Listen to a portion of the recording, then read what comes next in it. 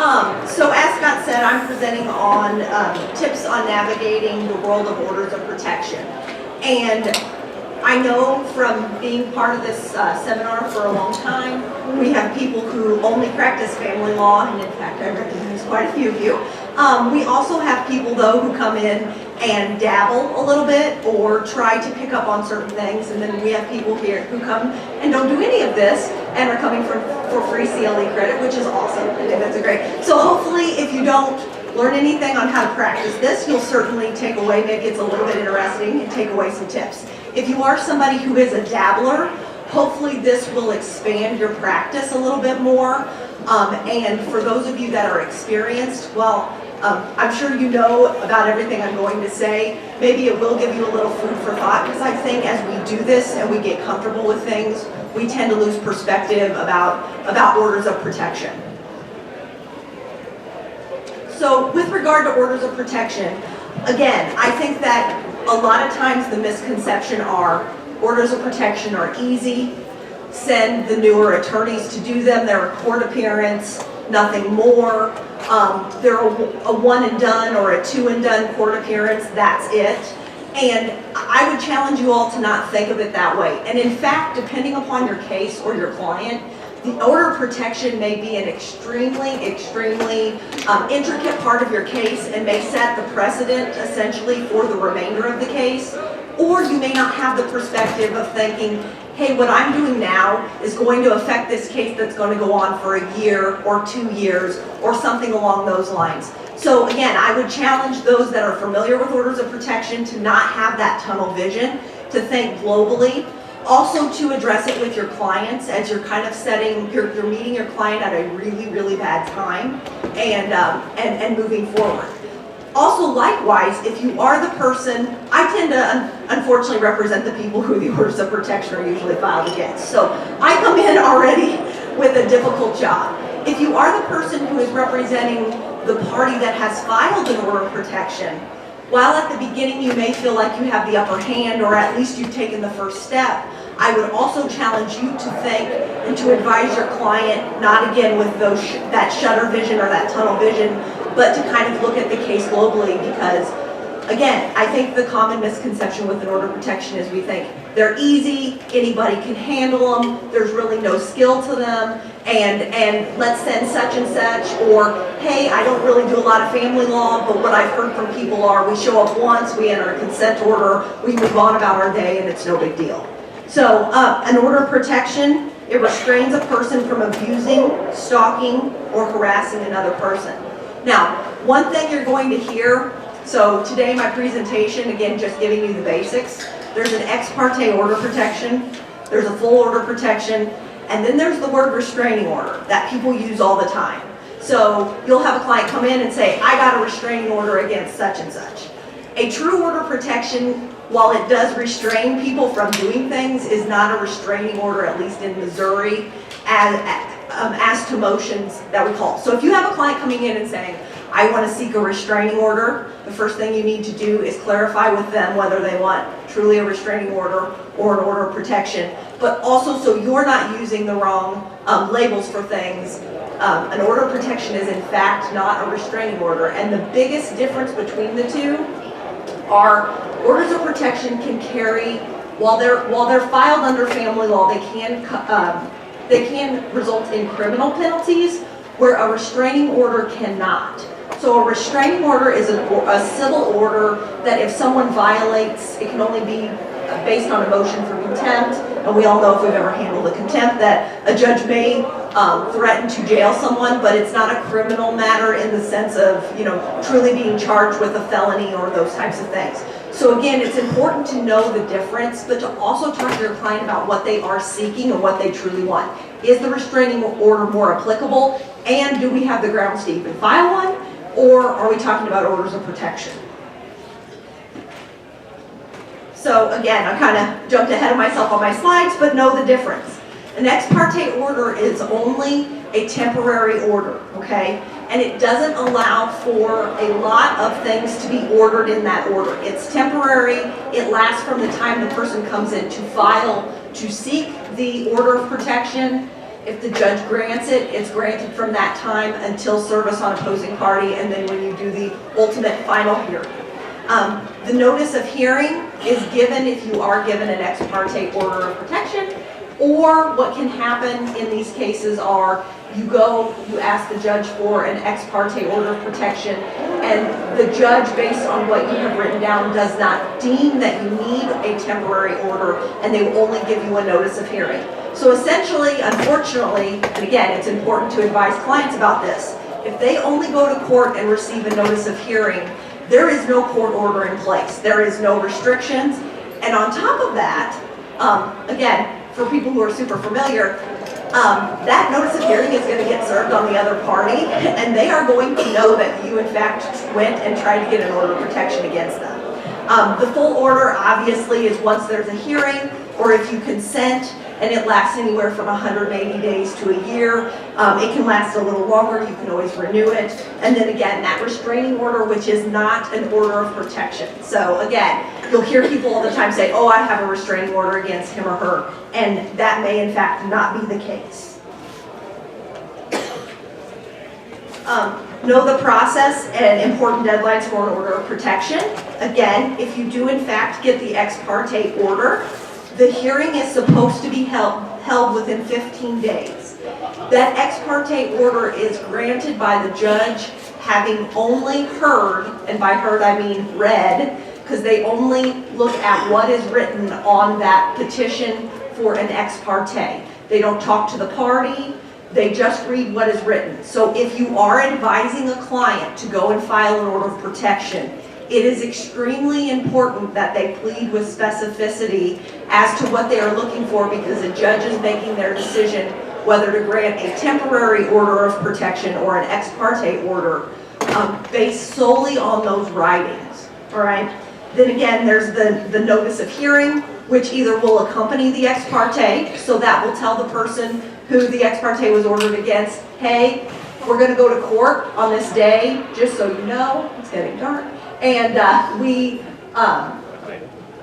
so since we are going to court on this day, this is your day to be prepared and to tell the judge your side of the story.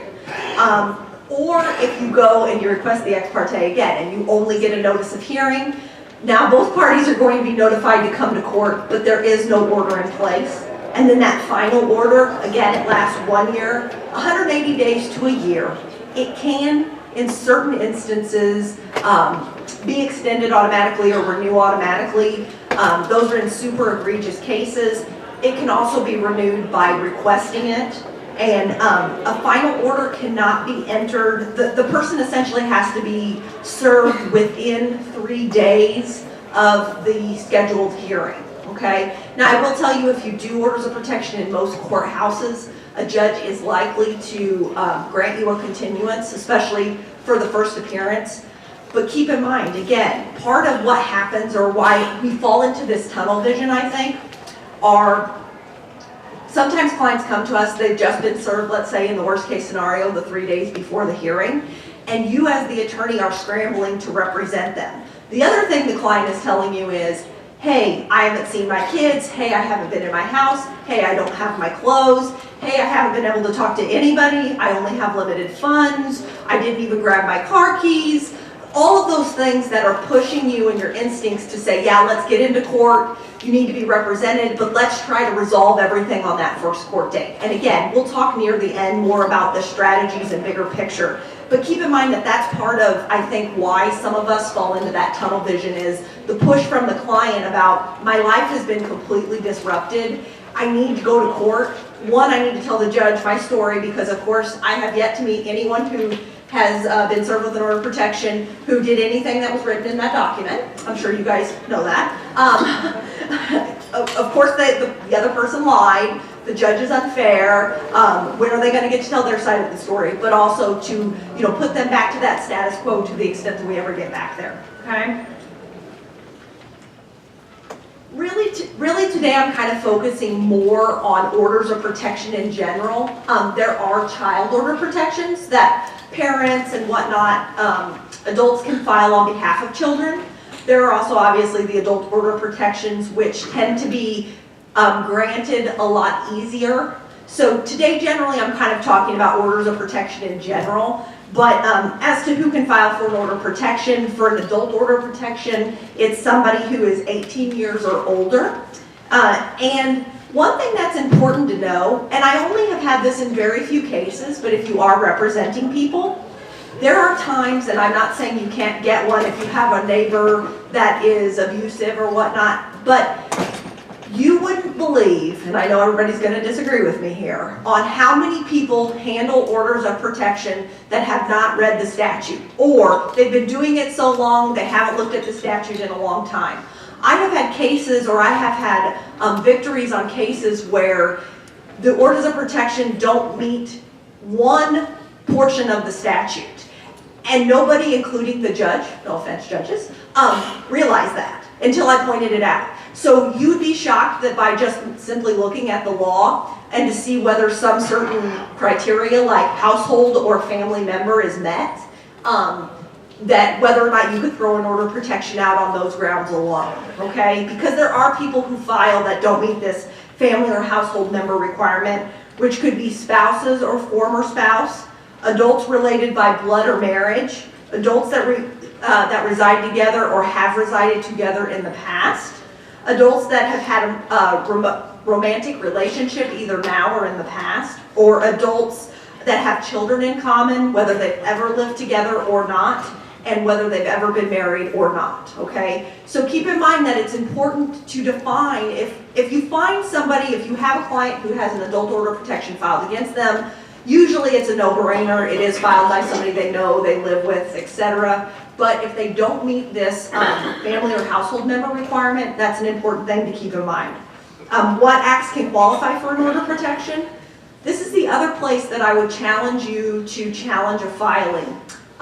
Simply because it's based on abuse or stalking. And abuse can consist of adult, battery, coercion, harassment, sexual assault, unlawful imprisonment. Stalking is an unwanted course of conduct that causes alarm, okay? So that's technically what the statute says you can qualify for an ex parte order of protection or a full order of protection for. Now, we all know, again, as practitioners, and every judge kind of has their quirks, so it's also important to know your judge and their quirks.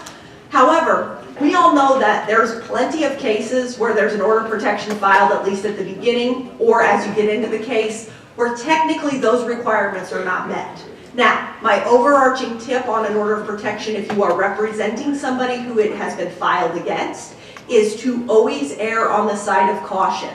And there are things you can do in order to employ other ways if the other party is for sure going to go down the road of keeping the order of protection in force as long as possible, or certainly once a hearing. There are other strategies, which again we'll talk about, that you can do to either prolong or to make sure you vetted out everything.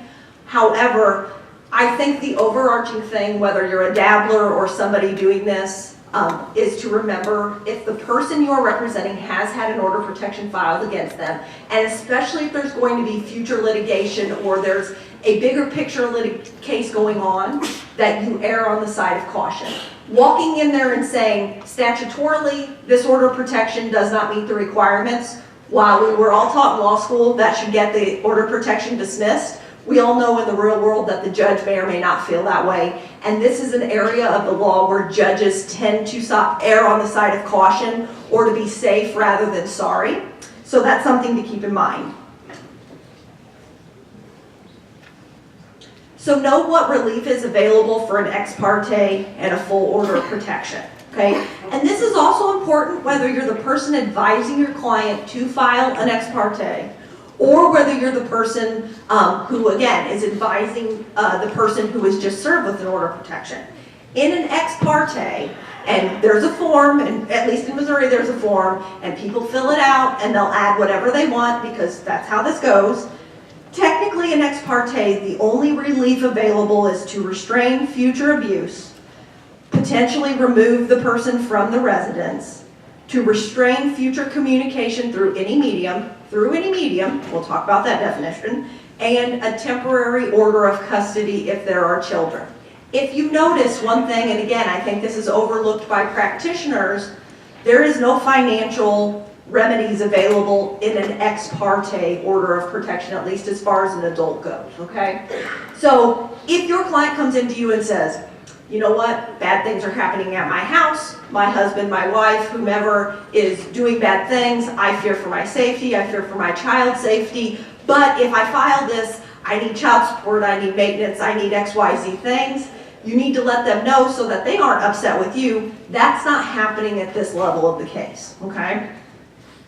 Also remind your client that with communication through any medium, that means, and again, if you're the person representing the person that was served, be very careful and interpret that extremely liberally through any medium. So my client comes in, has an order of protection, wants to talk to the kids, or doesn't want to talk to the kids, somehow wants to get a message to wife. They say, can I have my mom call my wife to tell her XYZ? My advice, no, you cannot. Because technically that's communication through a medium. Hey, can I email my wife and tell her that the mortgage payment is due in 2 days and the money is here? No, you cannot. Well, what's going to happen? Well, the mortgage payment may or may not get paid. If they have an attorney, I'll certainly communicate with that attorney. But we're not going to have any grounds to show a violation during this ex parte period of the order of protection. Because if they get that one up on your client, all of your negotiating power or any other things you might be able to do is completely gone. Also, your client could face a criminal charge, which is the last thing they want, especially if they're going to go through a divorce or some kind of custody battle. The last thing you want is your client having a criminal charge based on emailing their wife while there was an ex parte, okay? So I always tell people they don't like it, no communication. If wife, girlfriend, baby mama calls them and they say, well, she's been calling me and texting me this entire time, I say, don't text back. The last thing you want to do is text back. She's been calling me. She had her mom call me. Do not participate. This is a small period of time, which of course to them seems like a decade, that you want to err on the side of caution. You don't want to give anybody any ammunition. Likewise, if you have a client who is communicating, let's say we've all had that client who's filed one and then they just can't get enough of whoever they filed against, and they're texting them constantly. They're not admitting it to you, but you find out about it and you say, did you send them 20 text messages last night? And they say, no, I hate them. Okay, well, I just got the message ring from opposing counsel and it appears you've texted them 20 times. Also told them how much you love them and how sorry you are and you want them to come back.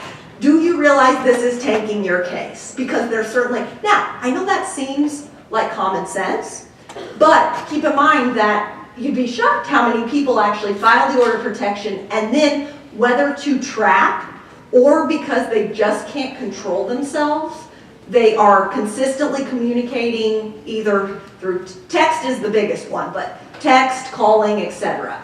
If you don't think with today's technology that we can't figure out that calls are going one way, and again, in that scenario, you're going to tell your client, don't respond. I don't care if she texts you 20 times, do not respond because two wrongs do not make a right. And furthermore, you're the one potentially facing a criminal charge if they decide to press charges. So be mindful of that with that communication through any medium. Okay, knowing the relief for a full order of protection. Okay, so a full order is whether you've negotiated it or you've had a hearing and the judge has entered a full order. Okay, same as above, or the same types of relief we just went through on the previous slide. An award of custody and a visitation schedule, child support, maintenance, house or rent payments, personal property possession, prohibition on finances and on disposal of personal property, attorney's fees, court costs, shelter fees, and counseling, okay? I will tell you that these reasons here alone, an order of protection is the absolute worst time to be making these orders or to be hamstrung and put in a place where you need to make all of these orders in an order of protection setting. In most order of protection cases, even if you've continued them and done some discovery or done limited research on these things and gotten to know the parties, nobody is in any great place to make orders with regard to this. An order of protection a lot of times is used by one party as a Band-Aid to either spring forward the litigation or to Band-Aid certain things that really should be handled in a bigger case, whether that's a paternity case or whether that's a divorce case, okay?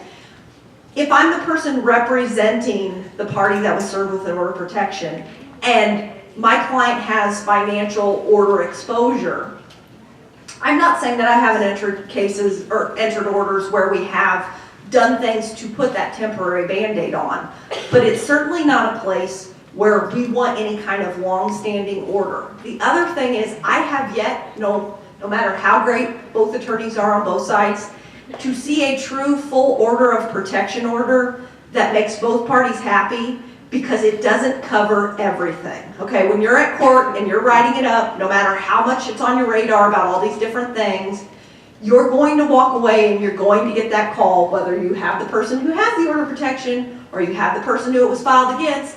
They call you days after or an hour after and go, hey, what about this? Well, we didn't address it. Well, I mean, we need to know. Well, you know, so keep in mind that if I'm representing somebody who has some financial exposure, the order of protection case is the last case that I want these extensive orders ordered in. And quite frankly, most of the judges that I've practiced before, and again, this is about knowing your judge, they would agree that an order of protection isn't per se the right time to deal with all of this. Now, that comes to a bigger picture strategy point here. If I have a case where I am representing someone and all of these things are at issue in the case, I will advise my client that we need to file a divorce prior to having the hearing or having the next court date on the order of protection, if that is at all possible. Simply because my best argument to the judge is going to be, Judge, we don't need to address these things that need to be vetted and we need to have discussions and negotiations on. It needs to be addressed in the bigger picture case, the case where financial statements are exchanged and we can look at what these people need. It doesn't need to be done here. Furthermore, with visitation, you don't want to jump the gun because your client hasn't seen the kids in a couple days and they're dying to see the kids to agree to something that they basically feel forced into and it's extremely limited, when in fact, then of course everyone's going to go, well, he agreed to 2 or 3 days at the beginning, why would we change that now? You want to have a bigger picture case, the case that it's more appropriate to deal with these things in. So that's something to think about. Know your options to resolve the ex parte, prepare for a hearing on a final order, or reach an agreement for a final order. So one of the great things that Missouri has as to orders of protection, which differs from other states, are we have the ability that a full order of protection can either be granted by a hearing and the judge granting or denying it, or by a consent order. And the most important thing to be mindful of is a consent order says specifically that there is no finding of abuse, or that we are not admitting that any abuse actually occurred. So essentially, it's if the party who filed insists that some final order be entered on an order of protection, your consent order about 99.9% of the time is going to be your best order. And again, all of the pitfalls that fall into the order, whether it's something that, they want all these financial considerations for the consent order or whatnot, which is again something you have to combat, that may come into play, but a consent order is better than taking your chances at a hearing and having the judge enter a full order of protection where then there's a finding of abuse against your client and your client has to deal with that. And it's not just now, but it's in the future. It's if they do background checks, if they check CaseNet, those types of things. So keep in mind too that there's some overarching factors that impact actually both sides of the case with regard to that. So obviously one thing that can happen, I always tell my clients when they come in and they say, hey, what's going to happen on the hearing day? I say, well, here's one thing that could happen. Wife, mom, whoever, they could not show up, okay? They don't show up, the case gets dismissed. Never really happens, okay? But we can always hope for it. The petitioner shows up but agrees to voluntarily dismiss the order of protection. Awesome, great. There's reasons why that might happen. It's awesome if that happens. Likely, again, whether you're representing the person who filed for the order or you're representing the person, you just got retained to represent the person at the notice of hearing, the continuance is probably likely going to be granted. So if you have the client who's filed and is like, I get my day in court, I'm going to stand up there and tell the judge what a piece of you-know-what this person is, you probably want to, again, manage their expectations and say, there's probably going to be at least one continuance. We might do it today, we might not. If you're representing the person that it was filed against, you're going to say, hey, it may be in your best interest, and again, based on the strategy of my case, we're going to need that continuance. I'm going to need it to either prepare, I'm going to need it to actually have time to file the bigger case that I'm going to file. We may need it for a number of reasons, okay? The consent order, again, is important if that's the way you decide to go. So let's say you are somebody who gets a client for an order of protection and it's truly a one and done. So it's, hey, you know what, this really didn't happen, but I can't black and white prove that it did or didn't. You know what, we'll just consent and go about our merry ways. Those are kind of few and far between, but they happen. So that might not be one where you have either another case you could file that helps out with this case, or it might be something that's a one and done. But again, the important thing to advise your client about is, in that consent order, there's no finding of abuse. Now, the other thing to point out, though, with the consent order is, if there's still a full order of protection, if that is violated, even if there's a consent, there will still be the same penalties as a full order if the judge had the hearing. So keep in mind that there are still criminal penalties associated with any full order protection, whether it's a consent or it's ordered by the judge, okay? Then of course there's the hearing, okay? Dun, dun, dun. Stringent review of the pleadings. I tell you to, again, take a look at the statutory requirements. Barely anybody ever attacks it on that. I've seen some really weak orders of protection. Again, err on the side of caution with your judge. Know your judge if they have a proclivity to grant or not grant. Always remember who you're dealing with on the other side. So while you may not know the ins and the outs of the person, I basically tell my clients that are gung-ho on a hearing, and don't get me wrong, I'm happy to do a hearing on anything, but if I have somebody who's going to get up there and cry to the judge, and I mean there's going to be weeping and tears and all those things, I don't know that we want to roll the dice on your permanent record, whether there's a finding of abuse against you or not. So make sure you tell your client that. They're not going to like it. They're going to be really upset, but again, make sure you tell them that. And then other options and strategies which we're coming to. Again, the penalties for violations of the order of protection, whether it's an ex parte or a full order, arrest, jail, fine, okay? Now keep in mind, and I hate to admit this, so in preparing for this, I really took a look multiple times at the statute. And not that I hadn't before, don't tell anybody, but I actually looked at this. The violation or the arrest can happen based on contact, no-brainer, everybody knows that. It can also, though, happen on non-return of children. So let's say you have your client who has the children, it's lawful, there's an order that says they can have them Sunday from 8 to 5:30. Let's say they don't contact wife or opposing party at all, but they just choose to keep the kids, and they're like, I'm gonna keep these kids till Monday morning. That is a violation of the order of protection, such that your client hasn't communicated with anybody, hasn't had any contact, but your client can be arrested. So remember that, because clients during these times are very mad at the other party. If you are the person who got served with an order of protection, you feel betrayed, you're mad, you don't feel like you got your side of the story, you feel like you were accused of something you may or may not have done, depending upon your client's perspective, those types of things. And they're going to want to do whatever they can to razz the other side. And while they may go, hey, I didn't communicate with her, keeping the kids can result in a arrest, which I hadn't completely realized. Also, it's important to know that until December of 2016, if there is a violation, it's a Class A misdemeanor unless you've previously pled guilty within 5 years, and then it's a Class D felony. But beginning in January of 2017, it's a Class A misdemeanor, but if you've pled guilty, it goes to a Class E felony. So again, that's something to be mindful of. knowing what your client does as an occupation. I mean, no, I don't think any of our clients, we ever want them to be charged with any kind of felony or misdemeanor, but it's important to know, especially for their employment, how this may or may not affect things. There's also the ability always in this to do like a civil contempt of court.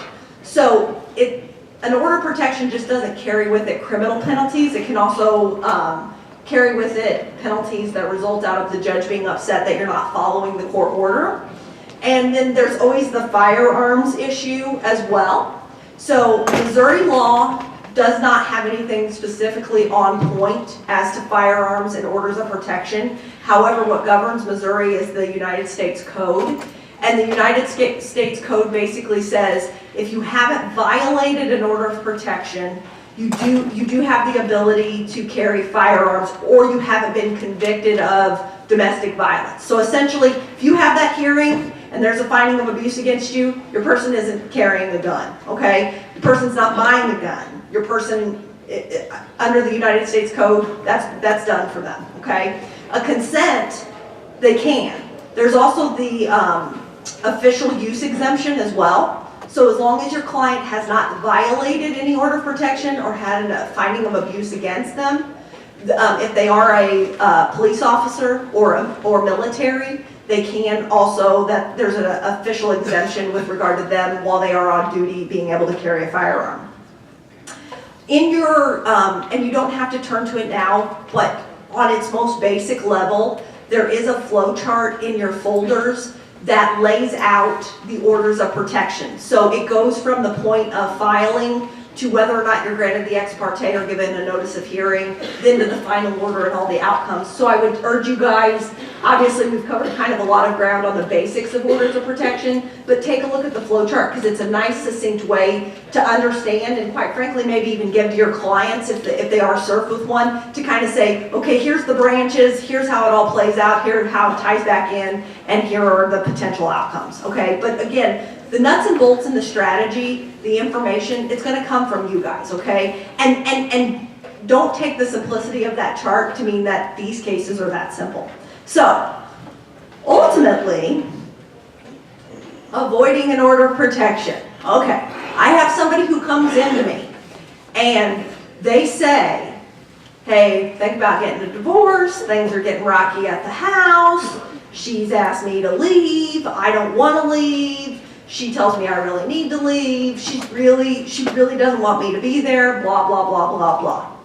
And I say, okay, here's one thing we need to be careful of. Do you guys have a history of any kind of domestic violence? No, we don't, no, we don't. Well, sometimes we yell at each other, or sometimes something happened in the past, blah, blah, blah, blah, blah. Okay, so the day you talk to me, that's over, okay? You're going to be careful what you put in text messages. You're going to be careful what you leave in a voicemail. You're going to be careful what you say to somebody on the phone.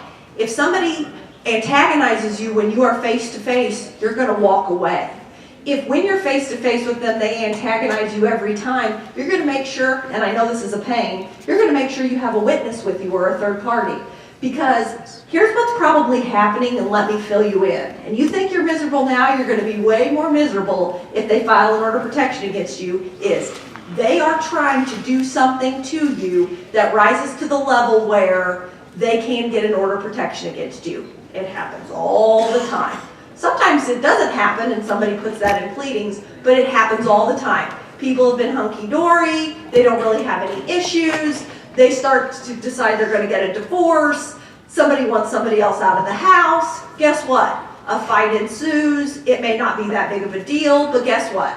Fearful for my life, he yelled at me, he cusses at me, blah, blah, blah. The next thing you know, the client's back in there, more upset because now they can't get into their house, okay? So, avoid an order of protection at all costs. I maintain, and people may disagree with me, again, depending upon what type of clientele you get, but I think it's safe to say that whether you are the person representing the party that the order of protection was filed against, or you represent the party where the order of protection, they filed the order of protection, it is the absolute worst way to start out any bigger litigation. So if you know these parties are going to get divorced, or you know they're going to go through a paternity matter, It is a bad way to start out a case for a number of reasons. Now, the person filing, ultimately, they may at the very beginning of the case actually feel triumphant and happy they started out that case that way. But an order of protection invariably, while it causes way more problems for the person who is served, it causes problems for everyone. And whether you're the attorney representing the party that got the order of protection, or you're the attorney representing the party who got served, you are going to face extreme challenges because your client is never going to be happy. Because they're going to look at the order of protection, if they're the one that filed it, and say, this solves all my problems. He's out of the house. Okay, great. Well, how are you going to make that mortgage payment? Well, I don't know. You're going to get me an order that says that. Okay. Well, how am I going to have help with the kids? Well, you filed the order of protection. Well, how am I going to get money for the kids? How am I going to pay for gas? All these things come up, and they look to you to say, well, we filed this order of protection, and I have these rights, and these things should be taken care of for me. Well, guess what? They're not all addressed. And right now, if the other party doesn't want to do things, they're also not ordered to do it. Also, you guys can't communicate, which is super awesome because you can't communicate about things that aren't strictly financial or associated with those types of things. You're not going to get help. You can't call if his mom used to watch your kids. You might not be able to call her because he might be staying there. Those types of things. So keep in mind that the person who files usually does have a moment of triumph, which is, yes, I got the jump on the person. Yes, I got the house and he's out and I probably have the kids, whether there's a custody order or not. I've got the kids. Awesome. But then they're going to go, okay, well now life's getting in the way. And there's all these things that I didn't think about that probably need to be taken care of. And how are we going to make that happen? And you're going to say to them, it's going to take time and I might not be able to fix it all for you. Likewise, if you're the person who gets served, you're representing the person who gets served, they're going to come to you and it's all going to be bad. And you're never going to be able to fix it ever, so just know that. So that's why it is extremely important to stress to your client that the very last thing they want to do is start out a case with an order of protection if it is at all possible. Now, let me just say this. There are plenty of cases where if true abuse is happening, obviously this is your only remedy and you have to deal with what you have to deal with. So please don't take away from me that I don't think that there isn't abuse happening and that this isn't a relevant Band-Aid. It is. If in cases like that, it doesn't matter what the consequences are. Who cares if the mortgage gets paid or doesn't get paid? Your client needs to be safe. So in cases like that, that's not what I'm talking about. I'm talking about, and we all know this happens, is those cases where orders of protection are filed where there's really not true abuse happening and people are using these as strategic leverage one way or another in a case, okay? Again, anticipate the filing, advise, tell your client they might get trapped, put safeguards in place, those types of things. Manage client expectations. So whether you're able to do this on the front end, and believe you me, your client won't listen, but you're going to say it. You might follow it up in writing. Or whether you tell your client after the fact. You need to don't sugarcoat this. This is not good. It's bad. And guess what? Just be prepared to be upset, client, because there's a lot of stuff that I'm hamstrung on and I can't handle for you right now. And honestly, client, in your best interest, it might not be the time to handle it anyway, and let's talk about that. Advise the client of real-world consequences and court processes, and one thing I didn't put there is lasting effects. Some of these orders of protection truly have ripple effects that last years and years, and that's where, as a good attorney, we don't have that tunnel vision. We see something or we get an order entered that keeps those things from happening to our client, okay? Tell the client about the real-world effects of this, okay? If you do have a client who wants to file an order of protection, you say, hey, okay, let's talk about what we're going to get out of this. Immediately, you might get that person out of the house, and you might get custody of kids, but you're not getting anything else. So if you have any questions about finances, if you think your husband or wife is a good parent and you want them to see the kids, there's going to be something put into place potentially where none of that's going to happen. Okay? Is that something you truly want? Likewise, if you have the client, you're going to have to say to them, hey, because they're going to come at you with many scenarios and say, hey, well, I need to tell her this, or hey, I need to do this, or hey, I de-winterize the pool every July. Guess what, client? It's not happening.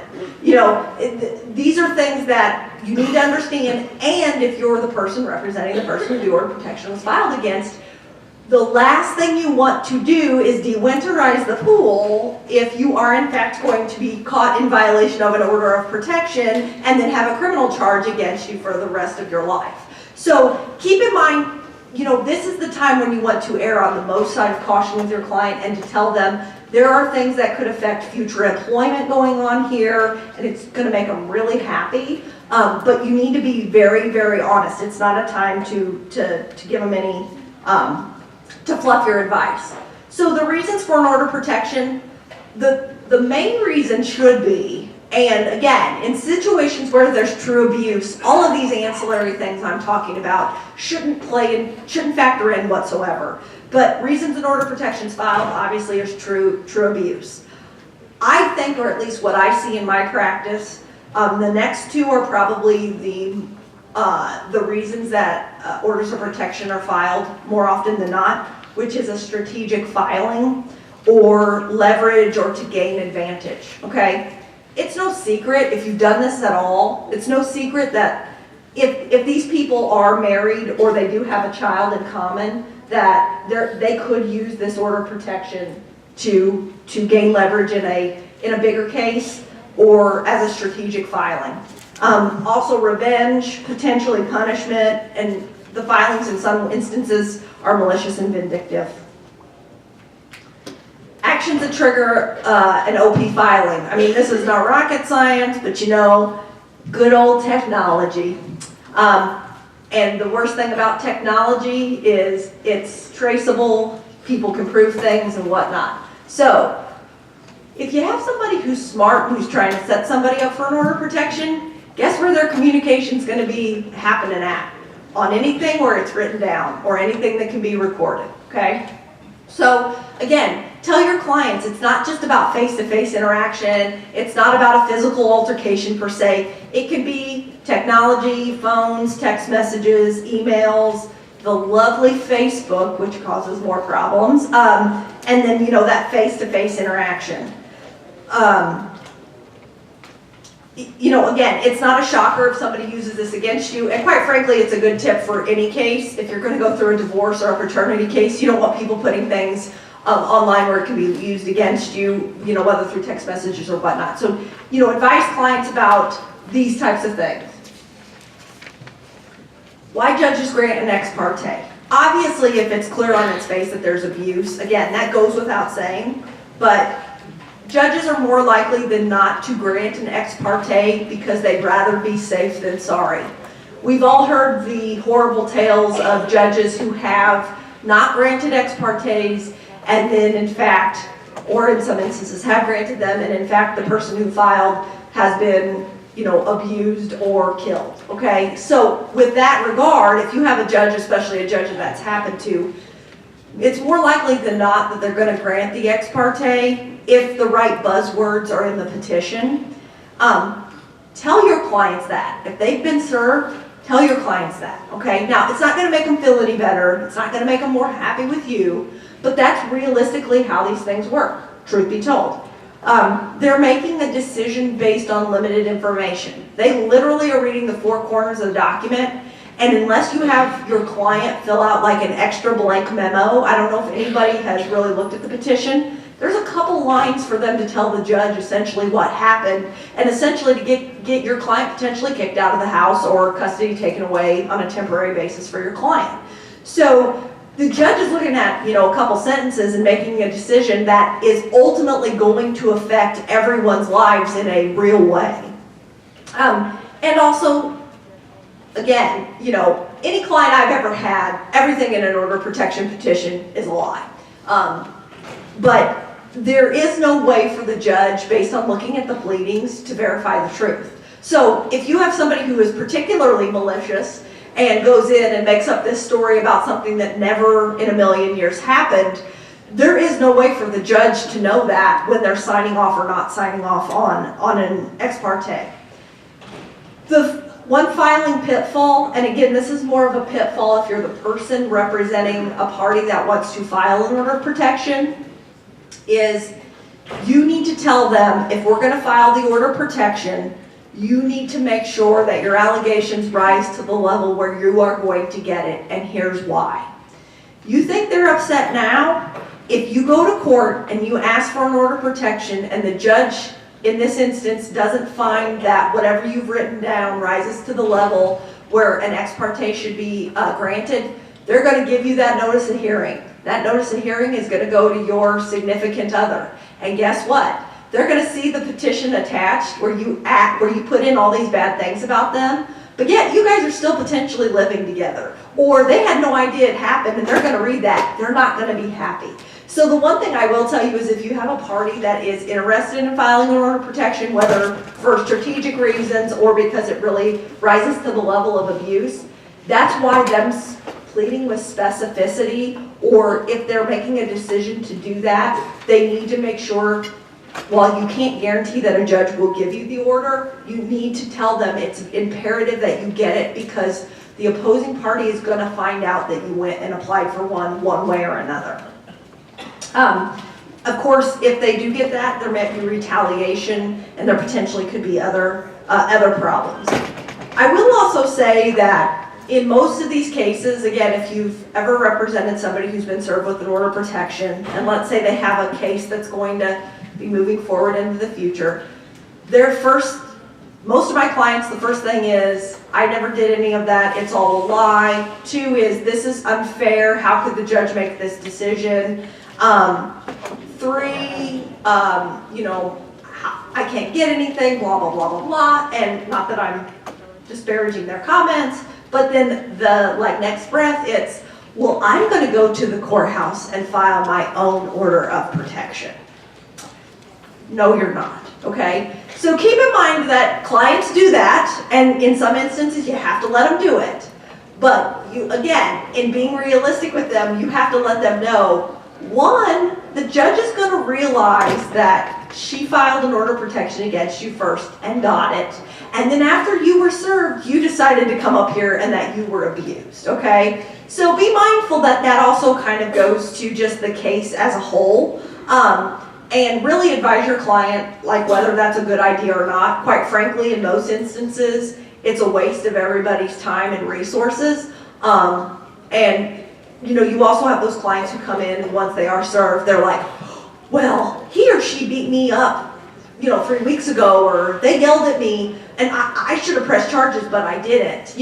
Those are the things too that it's like, hey, you should have done it then, but you can't do it now that she's filed against you. Now, again, some clients do, they don't listen to your advice, but be mindful of retaliatory pleadings because they do say a lot about your client and they may hurt, while they may have some validity, they may hurt your case and your client may lose credibility as the case in chief progresses, okay? To file or not to file an order of protection, okay? And again, if you're somebody who primarily represents people who orders of protection are filed against, this is not really something you're considering per se, but if you are an attorney who represents people where you suggest that they file these things, please advise them because, again, an order of protection a lot of times seems like the logical band-aid to a case, and it may cause more problems than you think, which is first and foremost, does whatever happened between the parties meet the statutory requirements, okay? Truly, that's what you need to be telling your people. Is there another form of relief? Will this impact any other litigation, whether it's future litigation or litigation that might be pending? Is it serving the client's goals? So let's really talk about what the client's goals are, and does it harm anyone? And one thing I think we all can agree in some cases is adults sometimes tend to overlook what is in their child's best interest. Now, you're never going to have your client say that or admit it, but there's a lot of things that people do either for strategic purposes in cases or just out of spite that actually do harm children and aren't in anybody's best interest. So be mindful that if your client is toying around with these things, ask them these questions. And are there any other remedies? Okay, so let's say we're going through a divorce, and let's say a temporary restraining order is actually more relevant. Is that going to get your client more of what your client's actually looking for, or is it not? So make sure you're doing that analysis. The burdens of proof. So for an ex parte, the burden of proof is immediate and present danger, and most judges will grant an ex parte for good cause. Full order protection. The standard is preponderance of the evidence. So again, almost every client I have ever had has said to me, Heather, I did not do these things. These are all lies. I want you to walk in there and I want you to prove to the judge, matter-of-factly that these things never happened, okay? Most of the things that are in these petitions, there is no way to prove one way or another that they did or did not happen, okay? Now, if they communicated solely through text or Facebook, you might actually have some evidence that it did or did not happen. But you have to advise your client that the level is so low, whether the judge grants that full order, and keep in mind, the danger of getting a full order granted against you is that finding of abuse charge that goes on your record, okay? So that is why I always err on the side of caution, which is if we have to go down the road of a final hearing, I'm going to enter a consent order almost 9 times out of 10 before I ever take the case to a hearing.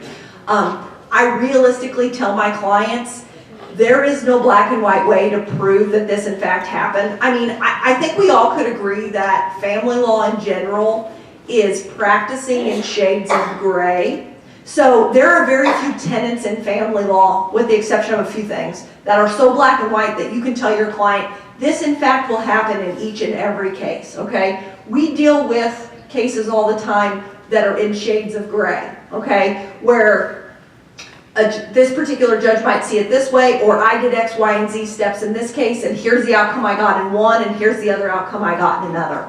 So make sure your clients are aware that the standard is so low, and honestly, I don't know, and this is not to discredit any judges, whether the judges even are really applying the standard of preponderance of the evidence. They may still be sticking with that. I'd rather err on the side of caution, so I'm going to give them that full order rather than denying it, okay? And that's not anything you want to gamble with your client or your client's future. Now, if you have a client who's hell-bent on moving forward with a hearing, again, you write that CYA letter, you say, hey, here's the consequences, we could consent and get you X, Y, and Z, we could take it to a hearing, here's the standard, here's what may or may not happen. If the judge feels like ordering it, there's nothing I can do, and then that's going on your record, okay? For automatic renewal, there is, and I think this is only given in limited instances, but there is automatic renewal that can happen after that year. That standard is best interest. For custody, of course, it's best interest. And for no visitation, if that's granted in an order, in a full order of protection, the standard is it endangers the child's health. Client emotions at the time of service. So, again, I reiterate, both clients are going to be unhappy. The person who filed might not be nearly as unhappy, not yet, but they're going to be, okay? Your client, though, if they get served, whether they've came in, they haven't retained you, they've come in to talk to you about it, or whether they've been your client and they get this pleasant notice, they are going to be unhappy. And nothing you say is going to be good enough. And their first thing is going to be defense mode and how do we get back at the person who filed, okay?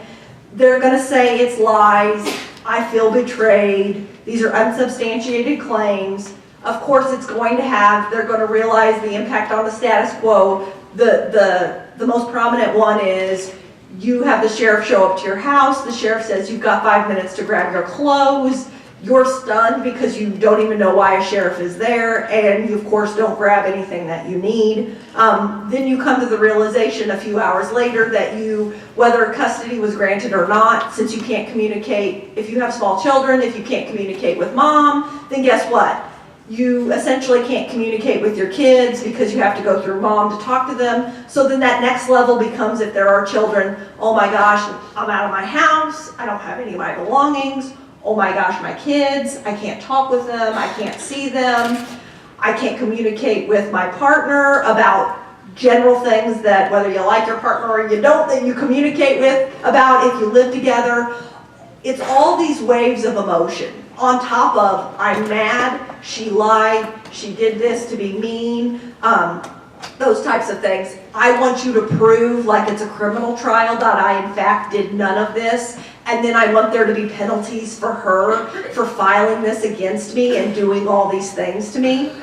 You have to advise your clients that that in fact can't happen. Now, whether you do it now or whether you do it later, because there is no penalty per se for somebody filing an order of protection, and if it in fact is proved that it didn't in fact happen, there's not penalties in the way that our clients normally want them. Of course, the level of humiliation, it creates more issues than it resolves. It doesn't address any new issues and the parties can't communicate. So invariably, again, you're not thinking about all the things you communicate with about your spouse or your partner until you can't in fact talk to them at all. Perception that the filing party is in control. Of course, that sometimes if you have the right kind of client, it drives them absolutely insane, and you have to bring them back down to earth and you have to calm them. And really that's where the attorney and counselor, the counselor at law comes in. Again, you're never going to say anything to make them happy, but keep in mind that the time of service when your client's emotions are the highest is the most critical time of the case. Quite frankly, before you go to court on this, it's the most critical time of the case. Emotions are high. They're high on both sides. Like I said, you may have an opposing party who filed against your client but is texting them, whether it's to bait them or whether it's because they didn't realize that if they filed an order of protection they couldn't still talk to them. I know that seems counterintuitive, but people say it all the time. But the emotions are high. We all know when people's emotions are high, they do silly things, okay? So your best advice to your client is to calm them to the extent that they can, to let them know that they aren't going to be happy, and you might not be able to make them happy right this minute, but to stay the course, to trust your recommendations, and to trust the future litigation. So this is the time when your client is the most emotional and super upset to rationally assess all options. Well, the rational part's going to come from you, okay? It's going to say, here's what we're dealing with right now, and it's horrible, and I know that for you. Whether you did it or you didn't do it, this is a horrible situation. So, what are your long-term goals? What ultimately do we want to decide in this case? You know, if you can tell me, and if you can't, let me as the attorney who has seen this situation play out many times, let me give you kind of a bigger picture way of thinking about this, okay? Right now this is horrible, it's detrimental, but let's think about big picture and let's think about future cases. Look globally at litigation, develop your plan of action, and advise the client above all, no violations, okay? If your client is upset that wife lied in pleadings to get the ex parte order of protection, your client's goose is cooked if you have to go back in between the ex parte and the full order of protection hearing if your client violates that order of protection. Because guess what? Whatever they pled in the pleadings, he or she just played into it, okay? Whether that stuff happened or it didn't, if I have a client I'm representing that since they've been served, they've already violated the order of protection, I'm walking in and going, I'll take whatever I can get, Judge. Or I'm negotiating the heck out of it with opposing counsel to try to not pursue the case in this realm, okay? It's the last thing your client wants. Now, your client may not have that clarity of mind in order to step back for a minute and to not do something, and obviously we can't control our clients' emotions or their actions, but you need to stress to them that this is not the time, we do not want a violation, because then essentially you are proving that there is an issue. There may really have not been before, but you've just played into her trap, okay? And that's the last thing we want to happen. So strategy, and again, this is where I think sometimes as practitioners we get those blinders on and we're not really thinking about true case strategy. So the strategy isn't, a cookie cutter per se. It's based on what kind of order of protection is filed against your client. And what I mean by kind is there's not like the revenge order of protection or anything that's like this super awesome label. It's what's your client's facts and what's your client's end goals, okay? So I'll give you an example. I have clients who come to me and they've been served with an order of protection, and wife may or may have not gotten custody of the kids, but whether she's gotten custody ordered or not, my client can't talk with the children because he can't talk with her and they're little and they don't have their own phones, so he can't call them and say, hey, how's your day, blah, blah, blah, blah, blah. And he might not want to anyway because that might be communication through a medium and we don't want to risk a violation. But what I'm going to advise my client, in that instance, I've had clients who have said, Heather, I'm really upset with what she did to me, but I don't want to be divorced, okay? And in those situations, I sometimes tell my client, I hear what you're saying, but a divorce may be an inevitability in your case, and here's why, okay? One, we proceed forward with the order of protection. Let's say we even consent, okay? We handle that in this space and time. Even though the judges have the ability to order child support and maintenance and some visitation, that full order of protection order is never going to cover the gamut of everything, and these people are going to be in a legal limbo of not being able to move forward, okay? Because technically they're still married, but they're governed by this order, but the order doesn't encompass everything that's going on with them, and ultimately my client's going to say to me, okay, so we consented to this order, we addressed most things, but where do we go from here? Well, is your wife going to maybe consider dismissing the order of protection or not renewing it? No, she likes how things are going. Well, guess what? If you want any finality, you're gonna have to file for a legal separation or a divorce. You may not want to really be divorced from this person, but that's the only way I get you closure, okay? I've had plenty of those where I've had to convince someone that filing for divorce, even though they really didn't want to be divorced, was in their best interest from a global standpoint on a case, simply because they were going to be in a legal limbo for so long, it was not going to resolve anything.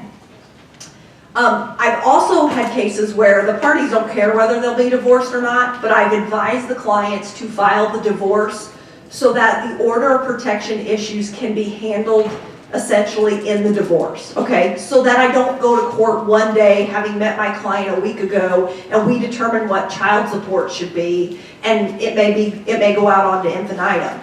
I don't want that. I want to go into it, I want to file for divorce, I want to exchange financial statements, I want to be able to do discovery in not a hurried manner, I want to figure out what's in these people's best interest and what truly their income sources are, how we set forth a custody plan that's good, and those types of things. So in those instances, you know, that's where a divorce case might make sense. If these are people that have never been married, I almost always suggest filing the paternity case if they haven't in fact done it, because again, it's a more appropriate venue to address all these things rather than band-aiding them in an order of protection, okay? Again, thinking globally, consent order, what terms can you negotiate, okay? You may not be able to negotiate all terms, but the consent order may or may not be advantageous for your client. Civil no contact order. So this is kind of my favorite, and again, most attorneys know to use it, but not all do. So if I can negotiate it, I'm certainly going to negotiate that instead of doing the consent order so that the order of protection case goes away forever. I'm going to essentially negotiate a no contact order in a divorce or a paternity case so that we can fully vet out all of these issues and write up an order in not a hurried manner where it addresses things, okay? Or where we have the ability to modify it because we're going back to court multiple times on it. I like this because if there is a violation, there's no criminal violation. It's just a violation within the divorce or the paternity. But also I think it's a solution that's better for all clients. It ramps down the litigation, it ramps down the animosity, and you can address those things. Continuance, you know, continuances can be used in a couple different ways. Obviously, if you just got into the case, you're going to use a continuance to figure out what the case is about and if there's any validity to what anybody's saying. The other thing too, in some instances, if you have the right opposing counsel or you have the right judge, if you do in fact file that companion case, they will kind of let the order of protection continue with the other case, which is nice because normally both parties, once they're done with their divorce or paternity, they can agree to dismiss the order of protection and just move forward with whatever final order they have in those civil cases. That's advantageous for your client. That case is gone. It's not a bugaboo. It's not anything hanging over anybody's heads, okay? Consolidation of the cases, that's similar to the continuance. So the case I described where you can either get a couple continuances to do some stuff or you continue it throughout the case. That consolidation of cases, if you can consolidate them together, again, to kind of get rid of that order of protection case, it's ideal, or to let those two cases be consolidated together and run together. So at the end, invariably, what usually happens is the order of protection case is dismissed. If you do have a case where it's either adult order protection but custody is involved, or you know in your bigger case you're going to need a GAL, or it's a child order protection, GAL involvement, keep in mind that the great thing about a GAL getting involved, well, it can be great and bad, is that you want to give that GAL time to do their due diligence to figure out what should happen. You don't want a GAL showing up at court that very day and maybe making recommendations. So it's nice to have, the GAL's involvement, time for due diligence, the potential where you use them in both litigation. So one of the main points of contention, or why most clients on both sides are not happy with an order of protection, is the drafting of orders. And guess whose shoulders that falls onto? Ours. Again, most attorneys are so focused in when they're at court on these things or on our certain clients' bugaboos that we make sure the court order addresses those things, but not everything. Also in an order protection, I still maintain that it is not the place to fully litigate a case, okay? That's not what they were made for. People try to do it, but that's not what they were made for. Keep in mind that if you are somebody who is able to negotiate, whether it's the civil no contact order, whether it's a consent order, whether it's an interim order while the order of protection case kind of flows, be very careful about your drafting, because clients are invariably going to call you back and say, you did not address X, Y, and Z things. Now, as practitioners, we all say to ourselves, of course we didn't, because we're essentially doing a divorce in one day on an order of protection, and of course we're not going to give a comprehensive 20-page parenting plan like we would if we were negotiating or thinking through a case.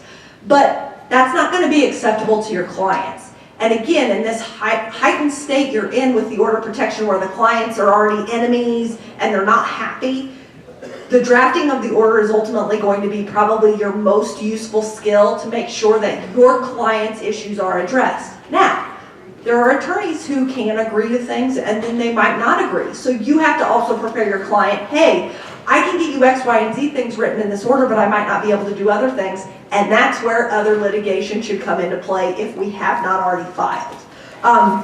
Make sure, though, to address interim issues, but without setting a case precedent. So if you agree because your client's dying to see his kids and hasn't seen them in a while, and you agree to one night supervised, but it's not really supervised based on the statute, be careful that that doesn't set a precedent if you are going into more global litigation, okay?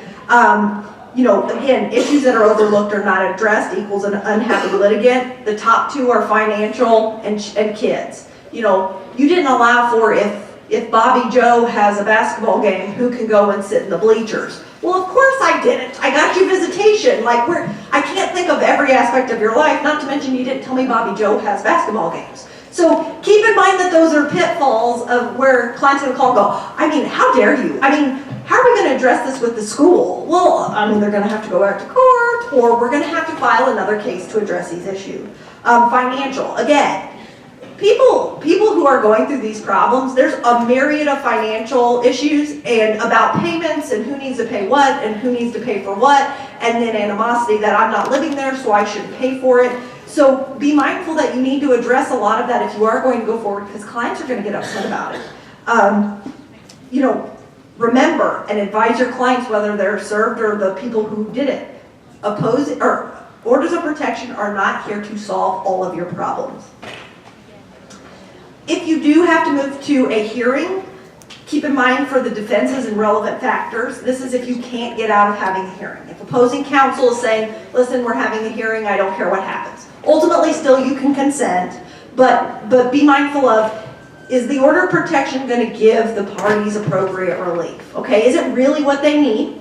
Do they meet the statutory requirements, the allegations? Can we prove them in that black and white sense that we might need to? Are they truthful or are they lie?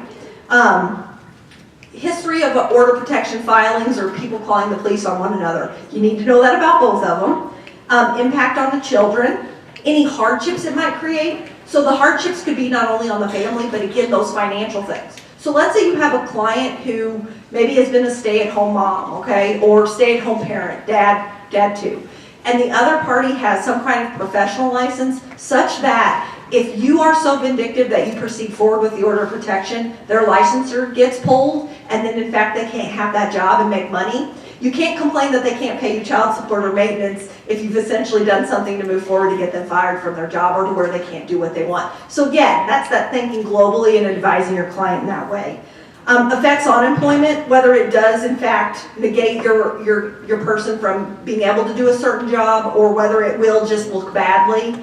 Effects on the family relationship, effects on pending litigation, and again, those long-term consequences.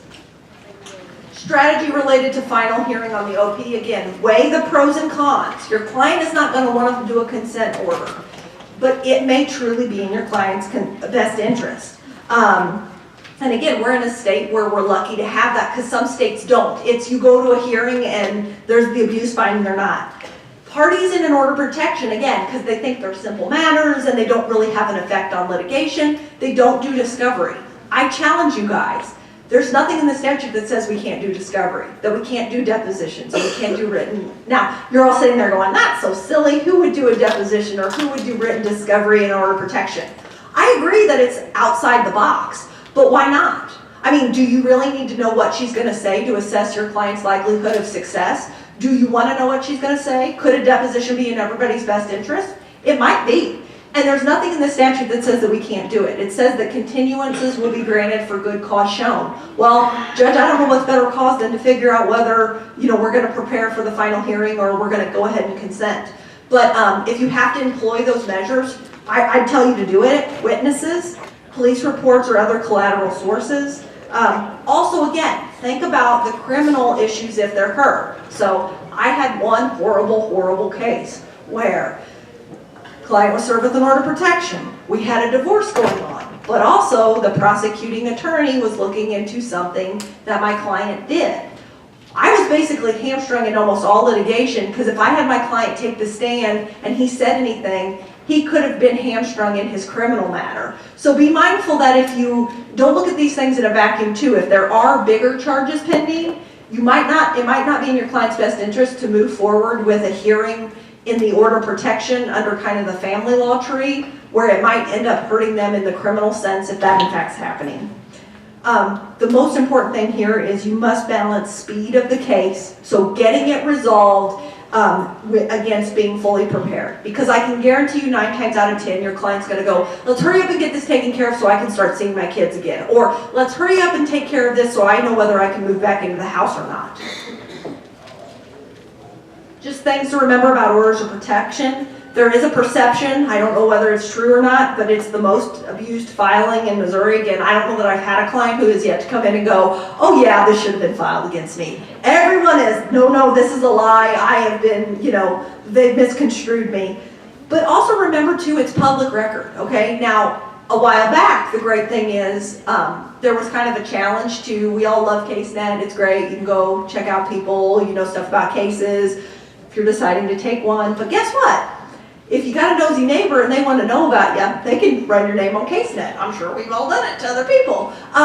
Be mindful that early on, anytime an order of protection was filed, that was public record, and if you knew their name, you could search it on CaseNet. Now with CaseNet, the only time that an order of protection case is publicly viewable is if a final order has been entered. So just something to think about. Again, orders of protection can potentially destroy reputation and lives. Obviously results in loss of custody potentially, because if there is a bad determination in order of protection, you moving forward with your case in chief, it may have a huge impact on what the judge ultimately gives you as to a final custody determination. The person may be viewed differently. It ruins the status quo. It amps up the litigation. And don't get me wrong, that means cost and attorney's fees, but it means cost to your client. And it means cost potentially on both sides. Effects on employment, again, and that can affect both sides depending upon what financial things you're requesting and the ability to carry a firearm. So remember, don't just look at orders of protection as, oh, these are easy cases, it's no big deal, we'll send a brand new attorney on them, it's a one and done. They can be the most complicated cases, not only from a legal aspect in looking at long-term effects, but also in client management because the client is so emotionally charged. Again, they are emotionally charged, and always think outside the box for case strategy, because I can tell you if your opposing counsel is one of those, I only look in tunnel vision, and you show up with some either different ideas or different case strategies, you're gonna essentially knock them out because that's not the way they're thinking. So, does anybody have any questions? All right, well then, I'm sure what you'd rather be doing going to lunch. It is now time. Have a good day, and thank you so much.